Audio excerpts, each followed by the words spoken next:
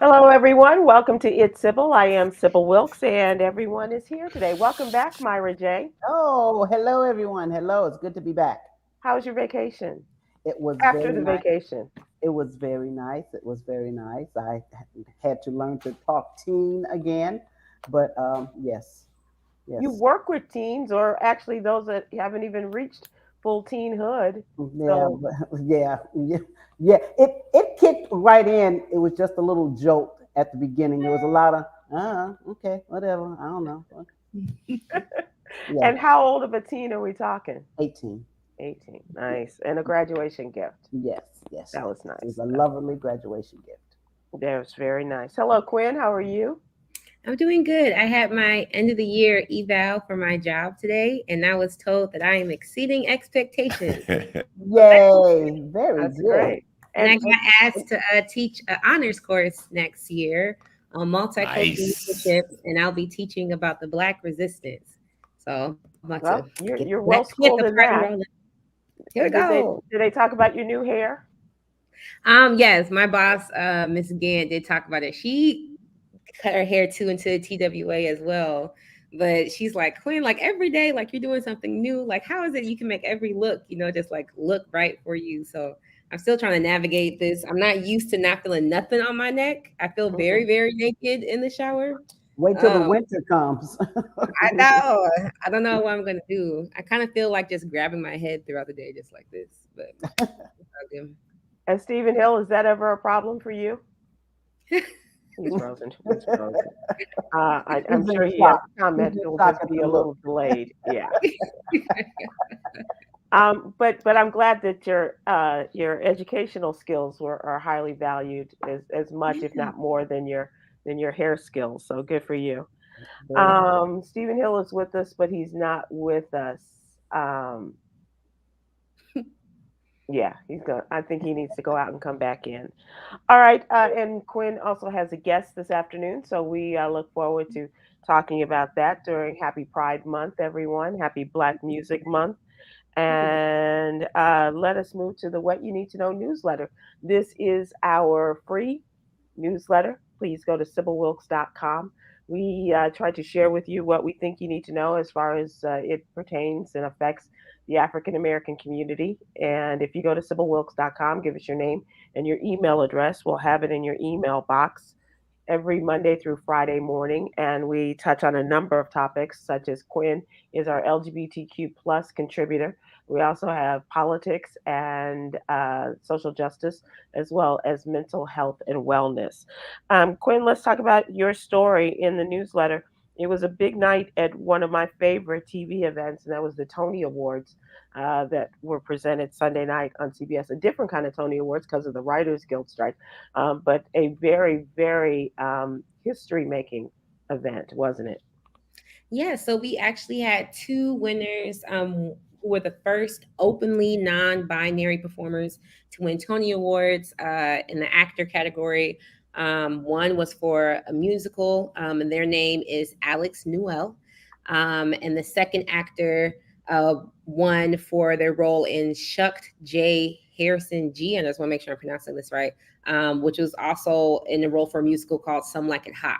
And so it's Alex Newell and Shucked J. Harrison G., who are the two openly non-binary winners for this year's 2023 Tony Awards. Back in 2022, the Tonys also awarded another non-binary person for the musical score that he composed, and their name was Toby Marlowe.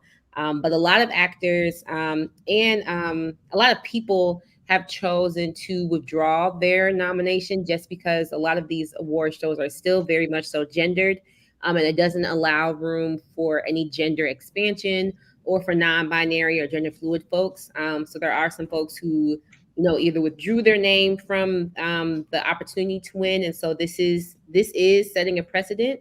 But also, like, hopefully moving forward, the Tony Awards and other award shows will start being a bit more inclusive to folks that do use they them pronouns and don't actually prescribe to either actor or actress. So what does that look like? And can you explain to people what non-binary is?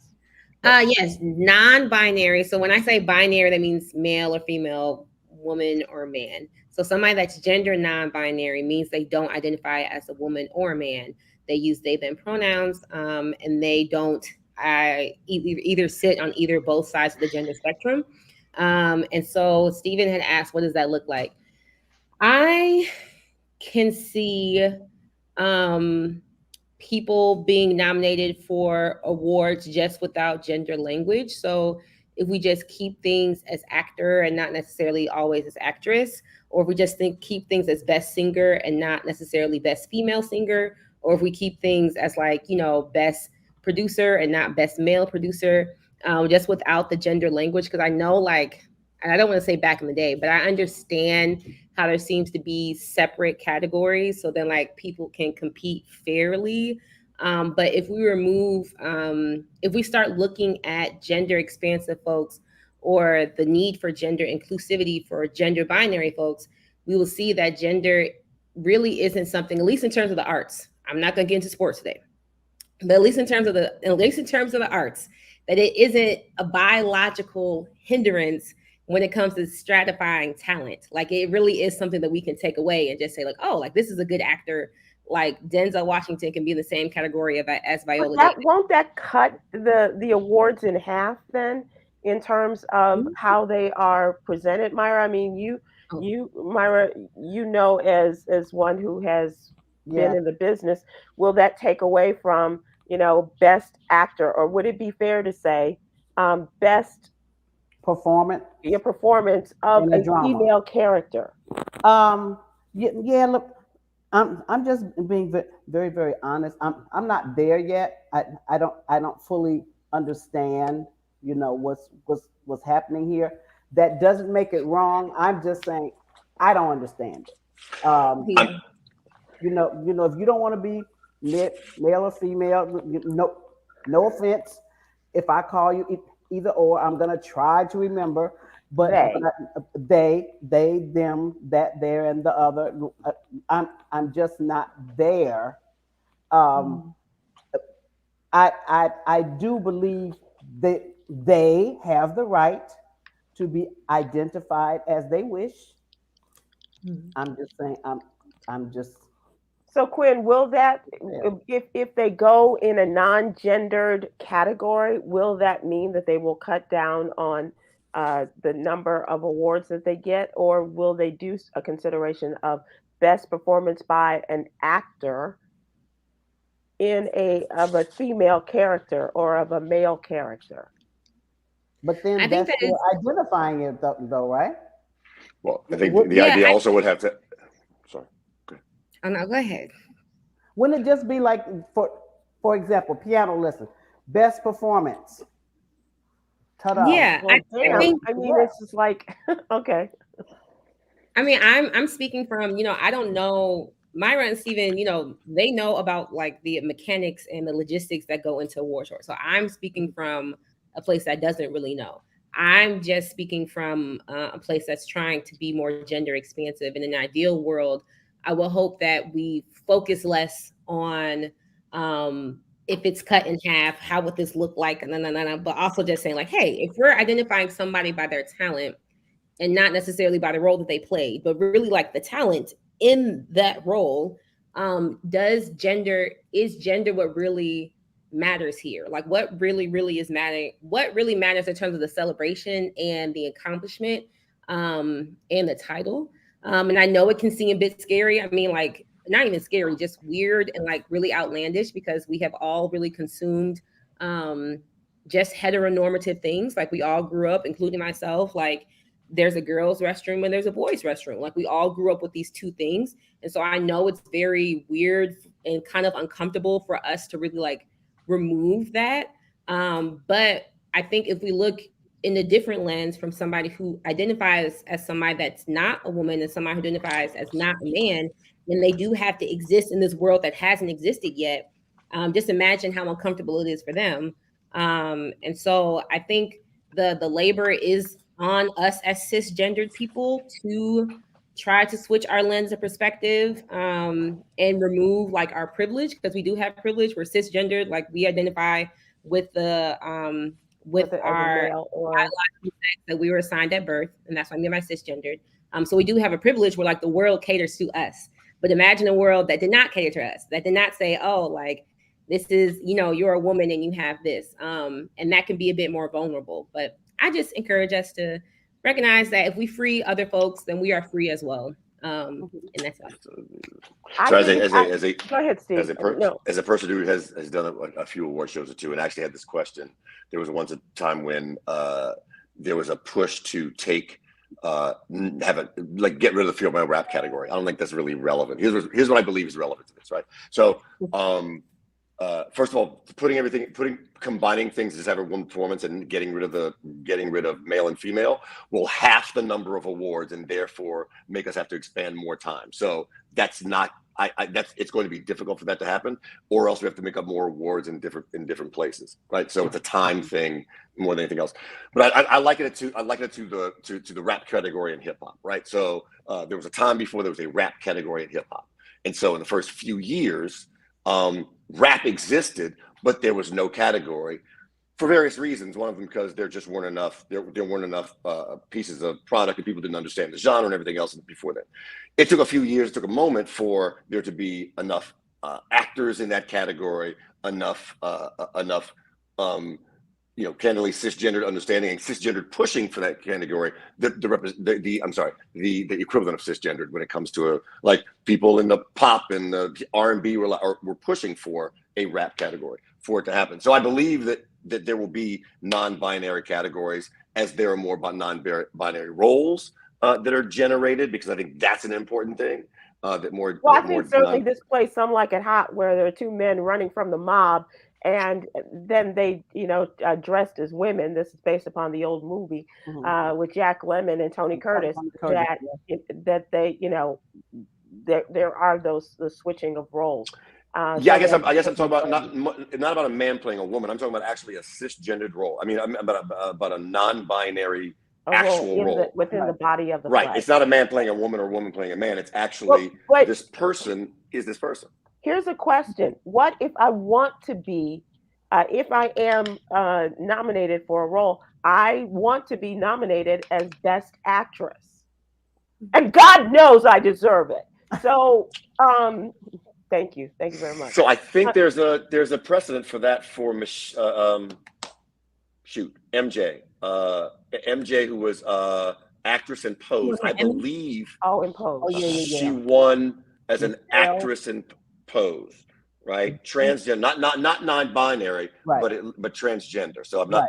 Correct me if I'm wrong, but I believe that's the most notable case I remember of. Or could be. Yeah. Right. Golden Globe was a Golden Globe for for Best Actress. So the needles are moving again. I think it is a matter of time. We're somewhere closer to ground zero, moving in that direction. So I was very glad to see those winners at the Tonys the other day. And there'll be more as we go through time. Never underestimate the value of time. It won't be the first time you heard me say that. It won't be the last. No, and it's certainly, and there will be other areas. And Kwyn has said, she's not talking about sports, but certainly that is a big discussion that's being had these days in our state legislatures, not to mention our schools. So I have arguments with people about sports, man. I ain't got the energy today. I didn't drink my water. But next week. Neither do I.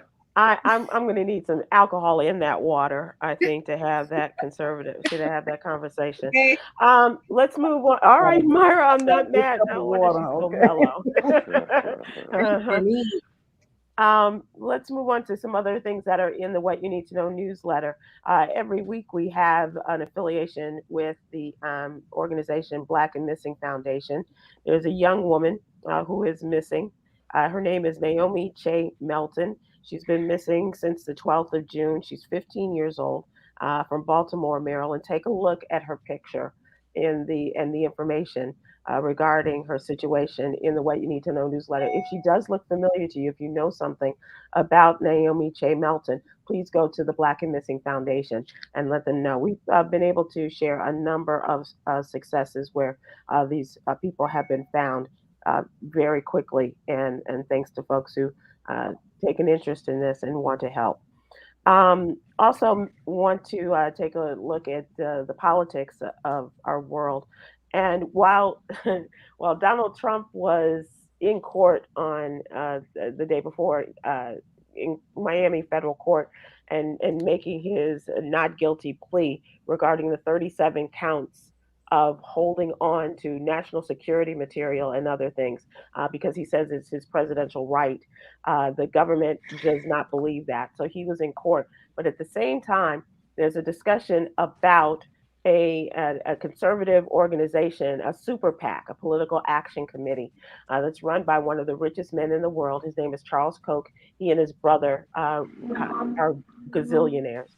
And so they have this super PAC, and they're very conservative, and they like to donate to the conservative causes. Well, he and Donald Trump are not exactly best buds.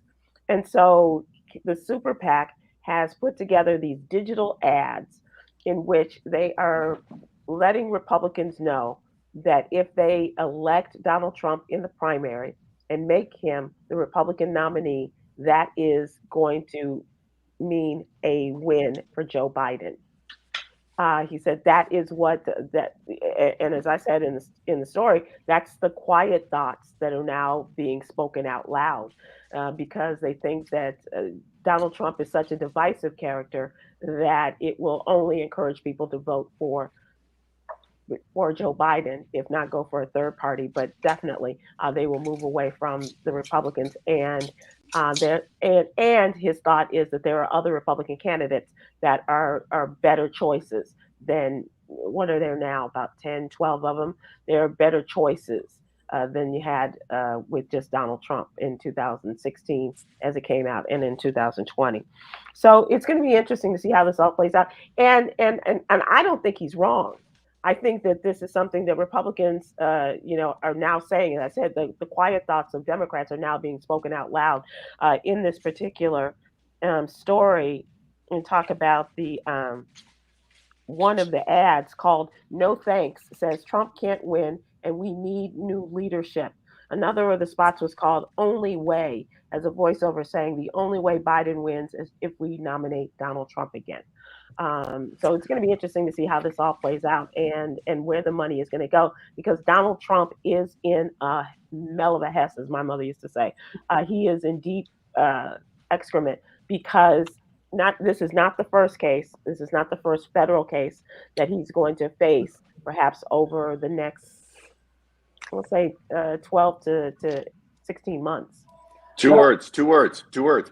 Who cares? Honestly, I went to school in a place called Providence, Rhode Island, where they had a mayor named Buddy Cianci, who was mayor forever. And the crowd loved him because he was of the people. And then his wife cheated on him and he beat up the lover, got indicted, got sent to jail. And when he got out of jail, you know what happened? He got elected as mayor again.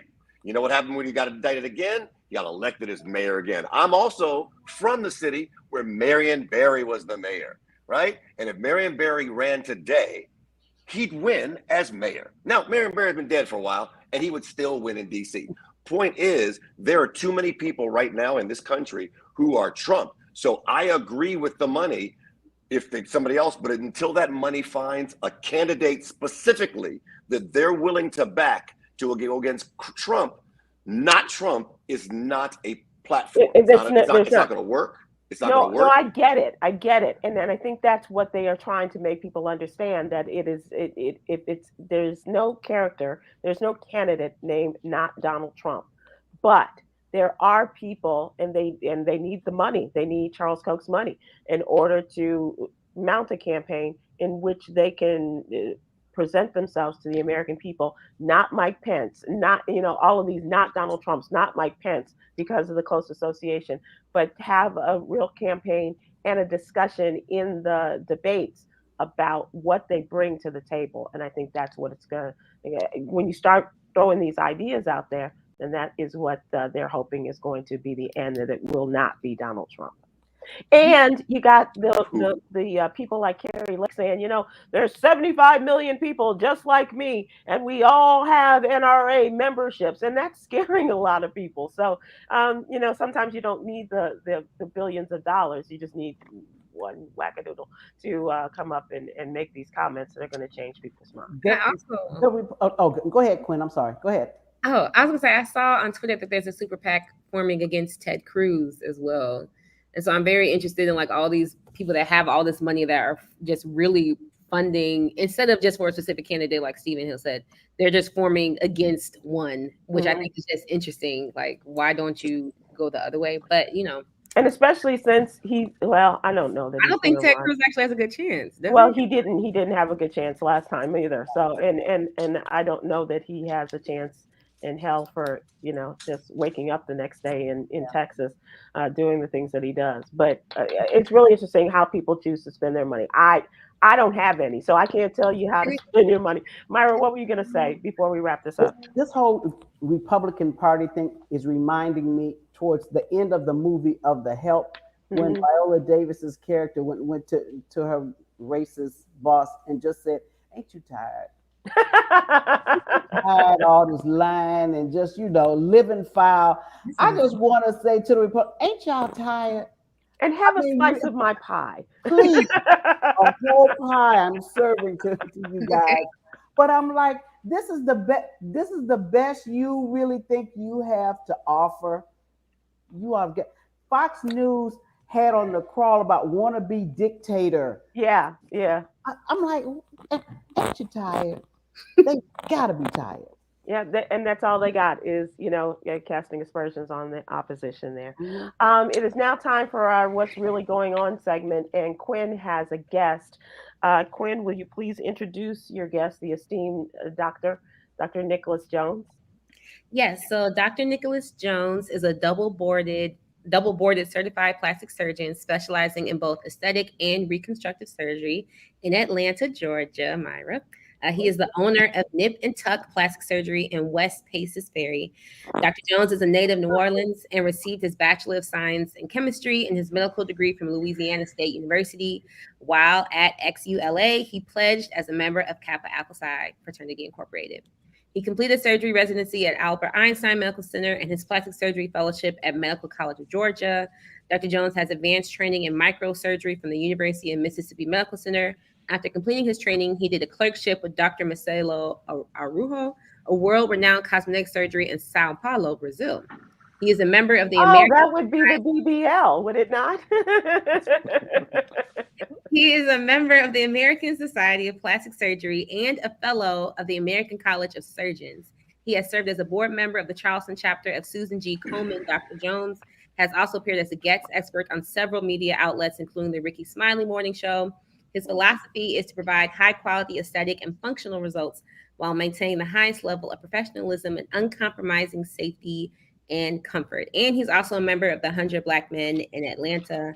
And yeah, he's really dope. Well, Dr. Jones is not here, to be fair, Quinn, is not here for Myra or I to ask his help in what, we may need. Well, maybe. But really, there is an issue, and that you want to talk to Dr. Jones about. And welcome, Dr. Jones.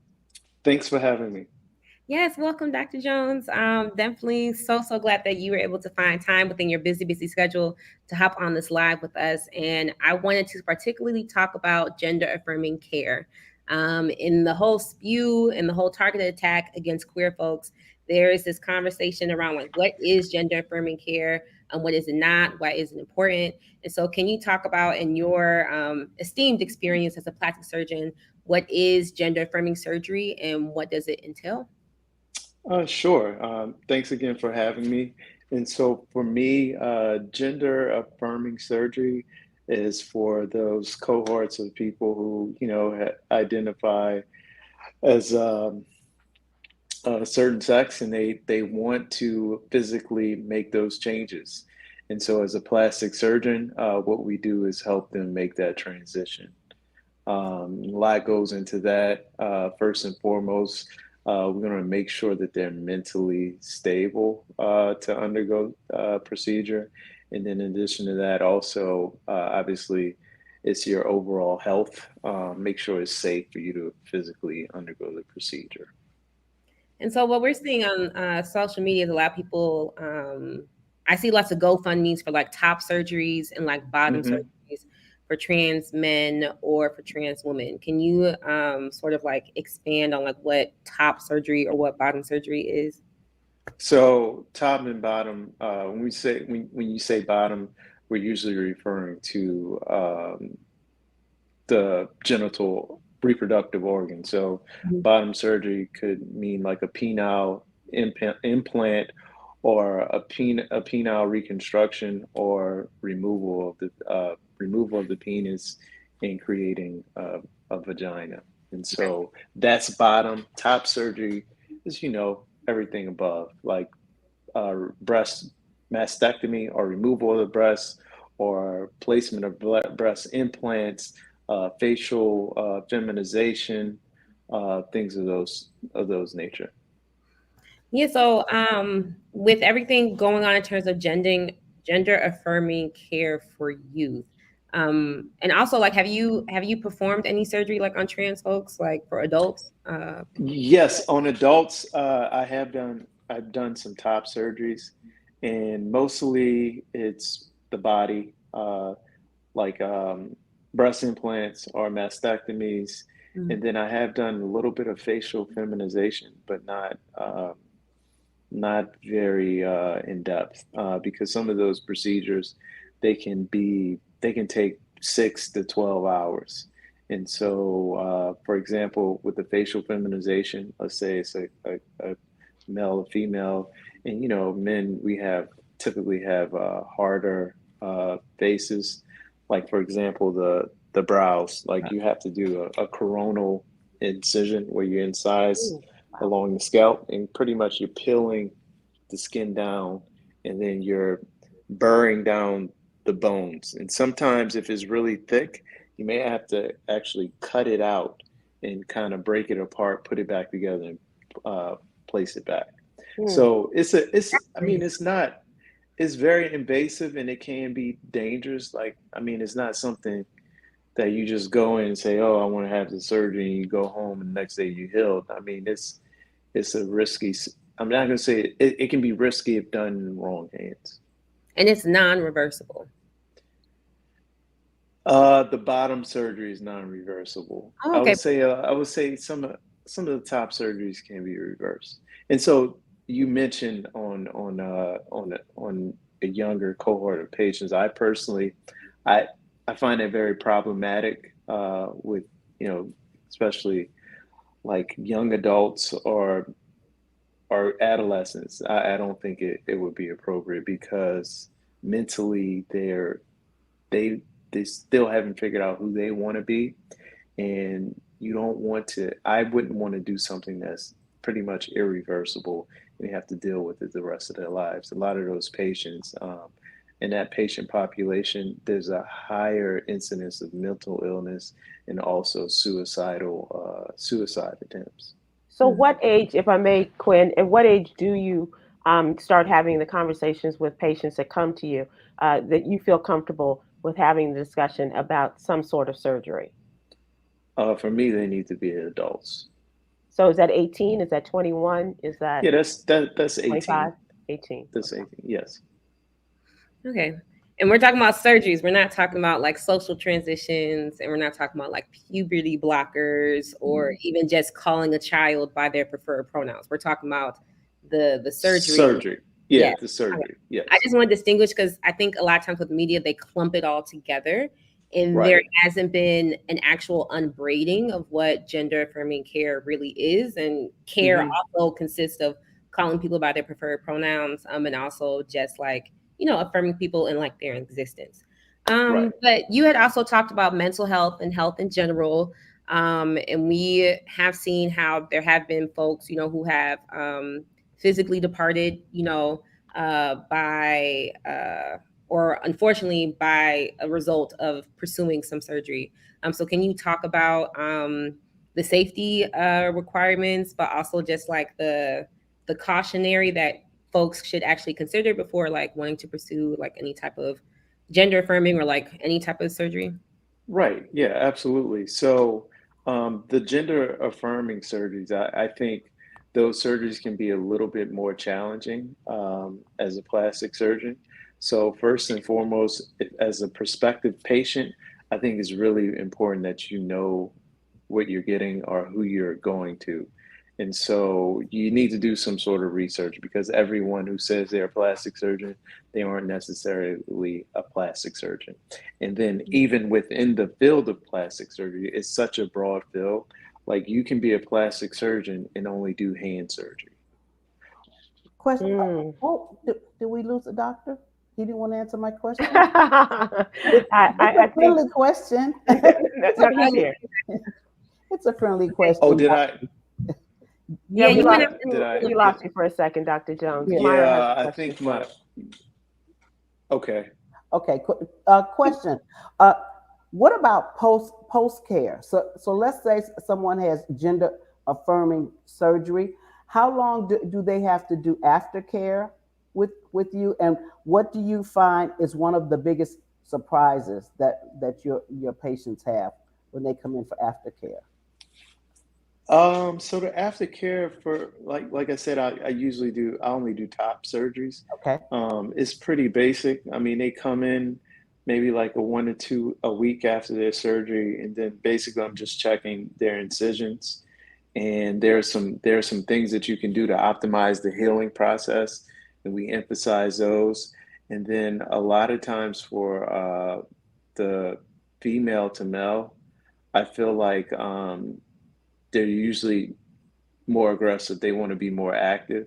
And Mm. so you just kind of have to curtail their activity until they're completely healed. I think for me, one of the top surgeries when we're removing breast tissue or mastectomy, I personally sometimes, especially in African Americans, the scar that it leaves Hmm. on the chest is more visible, and I personally I don't like the scar because it's just very obvious. And so there's certain things that you can do to try to minimize that scar, but again, in the African American population, we don't heal as well as our scars are more apparent. So, can you just tell us, because I'm very curious about this, because we do have, we didn't tend to keloid and things like that. So, just Right. just as a piece of advice, what could you recommend, or can you make a recommendation for those of us that do have scarring? So first thing you want to do is when you're in your evaluation, you want to be completely open and honest with your plastic surgeon. So one thing, most of the time, if you're going to form a keloid, Hmm. you probably have had them before. And if you haven't, someone in your family does, like your Hmm. parents, your sisters or brothers, or if you had an ear piercing and you had this big bulge next to your ear, Yeah. you're a keloid former. So for those patients, they need to know ahead of time, like, hey, there is a chance that you may form keloid scar.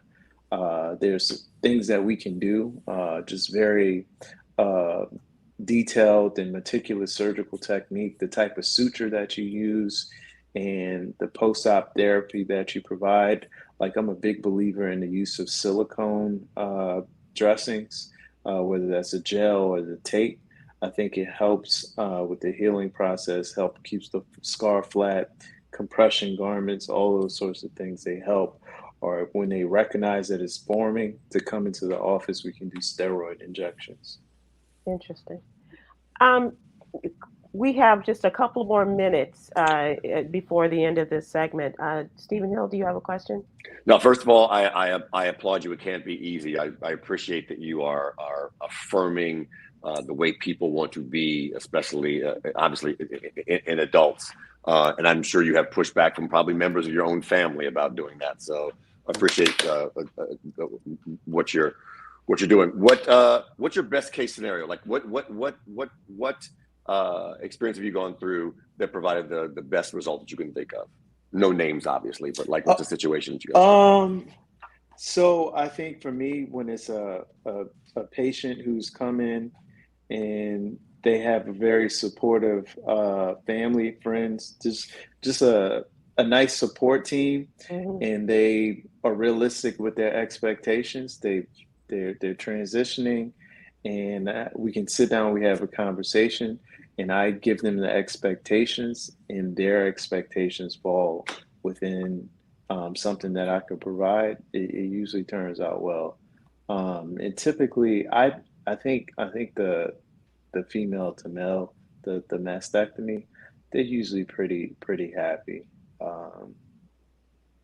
But then I've had some patients where I really think you can kind of get a feeling for their mental status. It's not always easy, but usually if their expectations are realistic, they're pretty easy to deal with. But on the other hand, I've had some this particular cohort of patients, I feel like they can be very high maintenance. Like really high. Like some of them, they want everything to be like perfect. Yeah. And they want to come out looking like RuPaul or whatever immediately. Right. Have you held off surgery on a patient because you were recommending therapy for them before the procedure? No, I haven't. I think if that's the case, I just wouldn't offer them surgery. Like I want stable patients. Even outside of the realm of gender affirming surgeries, you don't want to deal with patients who, if there's any inkling that there's some, mental illness going on, because those patients, they can just be very difficult to deal with, and they'll never be happy, and you just want to proceed with precaution. All right, well, Dr. Jones, here's the thank you so much for joining us. We really appreciate it. I appreciate your time. How can people follow you or get in touch with you? Oh, okay, yeah. So on all social media platforms is Dr. Nippentuck, DrNIPANDTUCK. Website's the same, Dr. Nippentuck, and if you want to reach the office, is 404-777-TUCK, TUCK. Thank you West so much. Scary. That's right up the street. I see you in about 15 minutes. Yeah. There's some things here, doctor, I'd like to talk to you about. Well, I also like to talk to you about, I like to have my gender affirmed, but my breasts have grown a little bit too big because I'm a little old and I don't work out. Oh, so can you affirm my masculinity, and will I have a scar if you just take some of that off? Yeah, I want a big. No, we can. So you can. Okay. So you can Doctor, just. we're gonna have to have them call you for business advice. Okay, during business hours. Okay. All right. Thank you so much, Dr. Nicholas Jones. We appreciate you, and I hope you'll join us again. Thanks for having me. Thank you. Nice. And maybe I'll run for president. Maybe I can be the Republican candidate. Get that Coke money. Dr. Jones. Get that Coke money. I think you'll have to go down in probably your pay scale, but in order to do business with Charles Koch. But that's thank you so much for joining us. Appreciate it. Thank you. Thanks for having me. Thanks a lot. That's Dr. Nicholas Jones talking about gender affirming care, and thank you, Kwyn, for making that possible. An interesting fellow, and on behalf of us who have a lot of questions about that, hopefully giving us some clarity there. All right, let's talk about trending topics today. Stephen Hill, any upcoming gigs you'd like to share about the Songbird? Yes. First of all, today is the last. 2 years ago today is the last day that I ever believed that love couldn't happen. Because tomorrow we had our first 6:15, our first date. Mine and was it my at wife's 6:15? It was not. It was a little later than that. It was a little later than 6:15. So you didn't make the early. You didn't make the early bird dinner at Denny's. Okay. No, the funny thing is, I actually had a dinner. I had a dinner before, if I remember correctly, right? I had a dinner before our actual dinner. So our dinner was later, but I didn't know that dinner was going to end up being a date. So there it is, 6:15. Nice. And as a present, she allowed me. Anniversary. Thank you very much. As a present, she allowed me to let me wash her shower today, which I thought was great. Which I thought was awesome. That's spectacular. Special. Okay. Yeah. Whatever floats your boat. Stephen Hill. That floats it. That floats it. Well, I didn't say that for nothing. You've seen my wife. Yeah. I'm sorry. Oh, that's it. I thought you great said wash her shower. Where will the great Shante Moore be this weekend? She will be at Grand Prairie Theater in Grand Prairie, Texas. Right outside of Dallas, with Patti LaBelle and Gladys Knight. That's gonna be nice. You can also check her on Babyface's Tiny Desk concert, which was released last week. And oh boy, How great That's is that if you haven't seen it? pretty great. You haven't Pretty seen it, heard good. it. great. Yeah. Good. He's Pretty kind of darn killing it. great. Babyface, of course, has a lot of time on his hands now since he's not on the Anita Baker show Wow. anymore. And we will get to that. Oh, okay, cool. I'm gonna shut up then. All right. And not only is it the day before Stephen and Shantae's anniversary, but it's Flag Day. So let your flag fly. It's and did you know that it Flags in is the shower. recognized and at attention, I'm sure, recognized as a holiday only in the state of Virginia, where you are, Quinn. Flag Day is only recognized as a holiday in the state of Virginia. Everybody else, the other 49 states, not so much. Not so much. Not so much. So We you gotta should drop see a all lot this. of flags flying there in Virginia, and you don't have to look so distasteful. Yeah. Daniel Penny, the man, the former Marine who choked Jordan Neely, a black man, to death on a New York City subway, has been indicted by a grand jury today. The ex-Marine now has been formally charged as a result of his arrest last month when he was booked on a second-degree manslaughter charge. It's not yet clear if the indictment charge is the same as what he was booked on, and that remains to be seen. But there has been a lot of conversation, a lot of discourse over the Marine Penny's arrest. Some see it as justice, including Neely's family, uh, who want to see this guy prosecuted to the fullest extent of the law, saying that he acted as a vigilante that day and took things way too far with his prolonged choke hold. A lot of people have said the way that he manhandled this man, who obviously was in some sort of mental distress, and it's a lot of conversation about that, and knowing as a military man how long this period of time takes before you choke the life out of them. And they said that from all reports, it was about 15 minutes. And obviously, most people who saw even the George Floyd situation knew that at 9 minutes and some seconds, that's when he lost his life. Um, Neely was black, Penny is white, and there are folks that believe his actions may have been motivated by the color of Mr. Neely's skin. He's denied that, insisting he was just trying to do the right thing. So he also, ahead of this grand jury indictment, came out. He and his lawyer presented recorded a video and tried to give his side of the story. He's got a side, and he will have his time in court. But they did this in advance of the indictment, so it'll be interesting to see how this all plays out. And He'll have Steve, his time in court, and then he'll be found guilty, and then put in jail. So that's good. I feel good about this. I feel great about this. It is cut and dried. Whether the guy had mental illness, whether you can't just take somebody and chokehold them. Now, if you had been beating up a bunch of passengers, right? it'd be a different thing. By everyone's account, there was no physical contact between Neely and any passenger. This guy's going to jail for a long time. I feel it. I believe in the system. I think you're speaking for a lot of people, Steve. It'll although justice has a strange way of presenting itself once a jury gets a hold of something like this. Not New York. Not New York. New York ain't playing that. Okay. If it were in the South, I'd be New York. I just think the name Bernhard Goetz still comes to mind. Two of the biggest stories out today are entertainment related, and as Steve alleged or intimated, a breakup between two of the music industry's biggest stars, Anita Baker and Kenneth Babyface.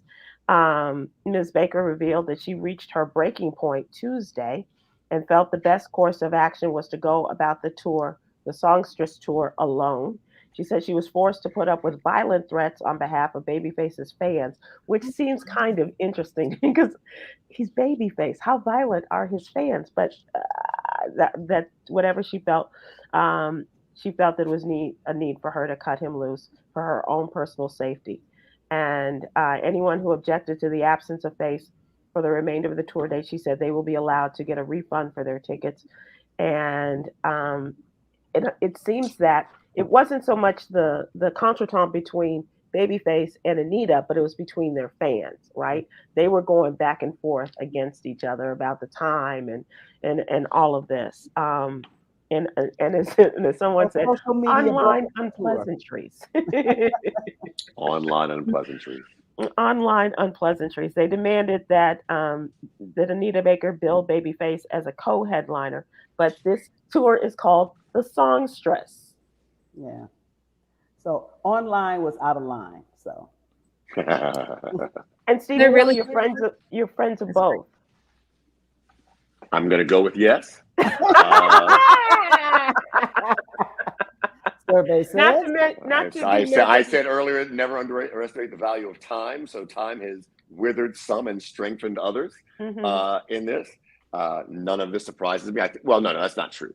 I am surprised that a major artist would, because of online disagreements, no matter how vehement it is, unpleasantries, would change the scope of a show. Now, whether he's a co-headliner or not, I think they learned from the New Jersey show where Babyface did not perform. They allowed refunds, and the promoter was like, "Yeah, but Miss Baker, you're going to have to pay for the refunds because it's your fault that happened."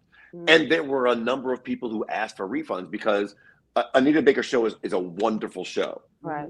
But if you're paying a certain ticket price for Anita Baker and Babyface show, you may not want just an Anita Baker show, right? You may have paid a different price for just an Anita Baker show. Right. And so I think that's where the change in value comes going forward. Anita's going to put on a great show. Let me be clear. Nobody can walk away from this and say like that. But I know that I was looking forward to seeing both of them together, and it would change the amount of money I would pay for it. And I do give Babyface credit because in his online statement, he did take the high road. He's been a class actor. Very much so. Very much so. Wished her well on the tour and said he was sorry that it ended this way. So, which that sounds like a song title. Dave Burns off of Facebook says, "Love Anita." Well, Babyface need to set up his own tour.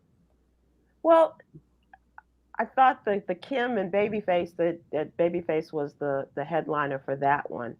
Was I wrong? Kim was the headliner. Kim was the headliner. Okay. So Kim, Boyce, there's a whole bunch of people that Babyface has gone on the road with before where you're like, he should either be a co-headline or like the closing act. But I don't know whether he likes to open, he likes to get things warmed up and doesn't like to be the closer. There are some artists that I know who sometimes are like, yeah, I know I should close, but I want to get the show done and get out of here. Right. So to your point, that's and leave him wanting more. I don't know why he's pointing to you, Kwyn, but do you have any comments? Wait. See how she's talking. Wait. A certain artist is talking back. I'm sorry. What was the answer? She can't hear her. I like the pressure of not being closing act. Oh. Is that it? Mm-hmm. I didn't say let's get out of here, Stephen. What did you say? You misrepresented me. The anniversary is off. All right. That's what I heard. The anniversary is off. Got it. My bad. And we're glad that love exists in your life now. That makes us very happy. So it did until 5 sentences ago. So. The other story I want to talk about, it's not official yet, although it was. There were some sites that printed yesterday, put out there that the deal was done, and Tyler Perry was the new owner of BET and VH1. That's not true. And they have removed those stories. I don't know if Tyler got to him and said, you need to take that off. Oh, what the hell? Take that off. But whatever it was, it's not a done deal. He obviously, the prolific entertainer, is one of several very famous, very rich Black men who have signaled interest in owning and buying and owning BET. Tyler is one. The other is Byron Allen, as well as Sean Diddy Combs, let it known that they were also interested in the bidding. And there's some other names that have come up as well. Stephen Hill, was your name ever in the mix? No, it's not. But the funny thing is, I was with a person who was going to be making one of the decisions last night. I was with one of the people who was going to be making decisions, and we had a good laugh about the Tyler Perry owns it already. I was like, oh, I didn't. That's so false, but it's fun to read. Yeah. And he answered my email and he said, not done yet. So we'll see what happens. Before you order that frozen margarita, check this out. The FDA has expanded a recall of frozen strawberries over possible hepatitis A contamination. Damn. And it's Yeah. frozen strawberry margarita season.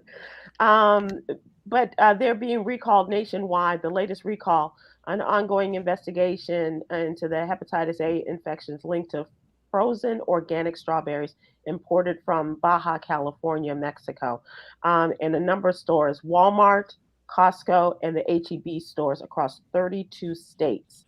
And you might ask, well, how do I know if I have hepatitis A? What are the symptoms? Yellow skin or eyes, not wanting to eat, upset stomach, throwing up, stomach pain, fever, dark urine or light colored stools, and diarrhea, which sounds like a party sometime, the next day after. I'm just saying. But if you have any of those symptoms, whether so, well, it looks like no, go and get some help. Go to the ER. Let's move to entertainment, as if that hasn't been entertaining enough. What a setup there. Jennifer Hudson was among a host of stars who performed at the White House last night on the South Lawn. The concert was held on the South Lawn of the White House to celebrate Juneteenth. During the event, the White House said it would uplift American art forms that sing to the soul of the American experience. And this was also in conjunction with the celebration of Black Music Month. Artists, including the talk show host and singer Jennifer Hudson, Tony Award winner, and I mean multi Tony Award winner Audra McDonald, and Cliff Method Man Smith, love him, member of the legendary hip hop group Wu-Tang, and members of historically Black colleges and universities also there. The Fisk Jubilee Singers, Hampton University Concert Choir. Is that the real HU at the vice president's place of work? Okay. Morgan State University Marching Band and Tennessee State University Marching Band were there as well. I think that's going to be on television on PBS, if I'm not mistaken. So check your local listings for that. And of course, Juneteenth is Monday. It is a federal holiday. It is a holiday. Yeah. Oh, it is a holiday. That's right. Yeah. And for those of us who will be working, enjoy the information that was given to slaves that you're no longer slaves. Those that'll be slaving over a hot laptop. We were on this very show. We were not happy about this holiday when it was announced a couple of years ago. On this very show, we were like, we didn't ask for a holiday. We're like, this is not something we asked for. We just treat us fairly, don't shoot us. Holiday. That would be a holiday. That's our holiday. Give us a holiday every day. Just don't shoot us and treat us nice. And still talking about stories like that, unfortunately. Yeah. We'll close out with the Jewel, our daily. Wait. Just adding, June 23rd to 24th in Indianapolis. Yes, you can see George Wallace, J. Anthony Brown, and Myra J. at the Helium Club. Philly, you're up next. Okay, go ahead with the Jewel now. Just want to squeeze that in there. Can't tell you how many times. Loss is change, and change is inevitable. Give yourself the gift of acceptance, and please breathe.